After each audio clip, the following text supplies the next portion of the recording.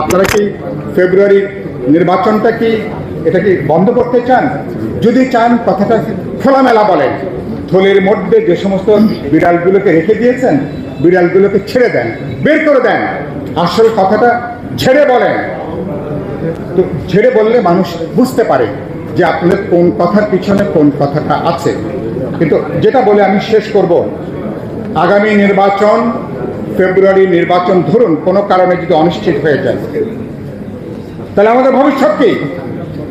ফেব্রুয়ারি নির্বাচন যদি বন্ধ হয়ে যায়, যদি অনিশ্চিত হয়ে যায়, সরকারের ভাগ্য তো অনেকখানি অনিশ্চিত হয়ে পড়ে। বাংলাদেশের যে গণতান্ত্রিক অভিযাত্রা, যেটা আমরা বলেছি বিচার সংস্কারের প্রক্রিয়ায় আমরা একটা নির্বাচনের মধ্য দিয়ে পরবর্তী উত্তরণের ধাপে যেতে চাই, তাহলে সেটাও তো তাকে আপনি পথ হারিয়ে ফেলছেন। একটা গভীর রাজনৈতিক সংকট, বিপর্যয়ের মধ্যে বাংলাদেশকে নিয়ে যাবার পায়তারা কিনা একটু ভেবে দেখেন। 2 নম্বর হচ্ছে, বাংলাদেশ তার ইতিহাসের সবচেয়ে বড় নিরাপত্তা ঝুঁকির মধ্যে। আমার রোহিঙ্গা সংকট, 3 পার্বত্য জেলার সংকট, ভারত আমার 3 পাশে প্রতিনিয়ত উস্কানি তারা যেটা তৈরি করছে পুশিনের নাম করে বাংলাদেশের, তার মানে আগামী নির্বাচন যদি পিছিয়ে যায়, ভণ্ডুল হয়ে যায়, বাংলাদেশ তার ইতিহাসে আরেকটা বড় বিপর্যয়ের মধ্যে পড়বে। এবং এই ধরনের পরিস্থিতি চাচ্ছে কারা?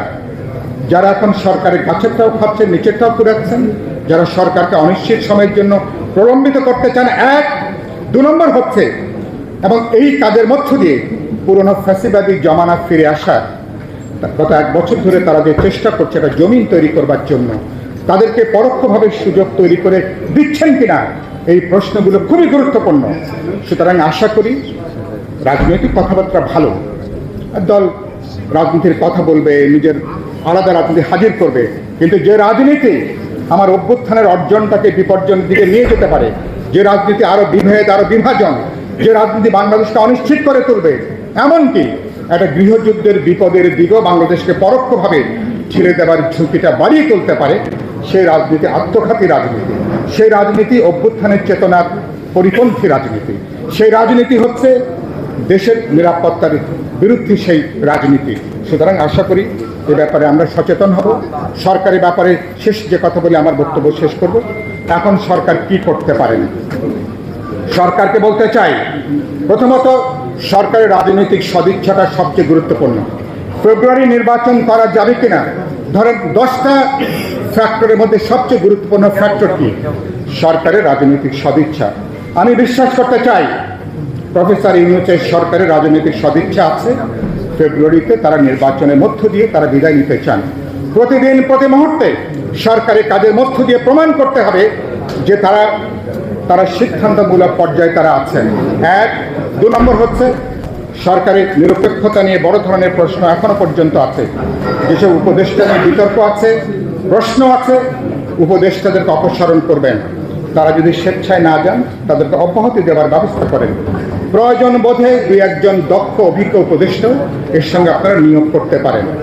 তারা এই সরকারকে অনেকটা তত্ত্বাবধায়ক সরকারের চরিত্র বৈশিষ্ট্য নিয়ে তাদেরকে কাজ করতে হবে। সরকারের নিরপেক্ষতা প্রশ্নবিদ্ধ হলে, নির্বাচন প্রশ্নবিদ্ধ হবে, তখন নাগরিকেরা এই সরকার যদি ব্যর্থ হয়ে যায়, তাহলে অন্য কোনো সরকারের দাবি যাতে তুলতে না পারে। সুতরাং সেজন্য বলছি, আমরা তো সরকারকে নিয়েই নির্বাচনটা করতে চাই। এইগুলো বিবেচনার মধ্যে আমরা আশা করি আমরা নেব। আমি বাংলাদেশ এখন যে গুরুত্বপূর্ণ পথে হাঁটছে, সরকারের একটা ছোট ভুল বড় ধরনের বিভাজন, বড় ধরনের ফাটল, বড় ধরনের বিপদ তৈরি করতে পারে। এখন চোখ কান খোলা রাখা দরকার। আর মানে বাইরের রাজনীতির অনেক গরম থাকতে পারে, যখন আপনি দেশ চালাবেন মাথাটা ঠান্ডা রেখে আপনাকে সবাইকে আস্থার মধ্যে নেন। রাজনৈতিক দল, নির্বাচন কমিশন, আমার জনগণ এবং গুরুত্বপূর্ণ স্টেক হোল্ডার সবাইকে আস্থার মধ্যে নেন। এবং আপনি যে ইতিহাসের সেরা নির্বাচনটা করতে চান, ইতিহাসের সেরা নির্বাচন করতে গেলে আপনাকে সেরা দক্ষতা, সেরা প্রজ্ঞা, সেরা দূরদর্শিতা এবং সেরা সাধারণ কাণ্ড জ্ঞানের পরিচয় দেওয়া দরকার।